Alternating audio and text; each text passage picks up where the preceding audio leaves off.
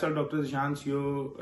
Kishore Sultana hospital and interventional cardiologist एक नई informative video के साथ हाजिर हूँ। जैसा कि आप लोगों को पता है कि मैं एक कार्डिक सीरीज बना रहा हूँ जिसमें दिल के अमराज के मुतालिक मैं लोगों को आगाही देता हूँ। और ये एक और जिसे कह लो कि मेरे सामने एक रिसर्च गुजरी पिछले दिनों जिसमें ये चीज अब साबित हो चुकी है कि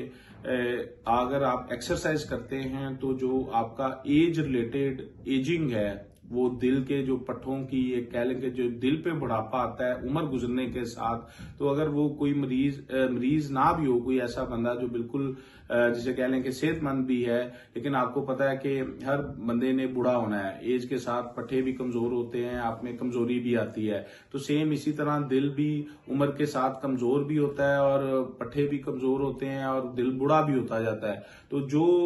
लोग एक्सरसाइज करते हैं और जो उन्होंने अपना एक रूटीन बनाई हुई है डेली एक्सरसाइज की, उनको अगर हमने दूसरे लोगों के साथ कंपेयर किया है तो इससे ये बात साबित हुई है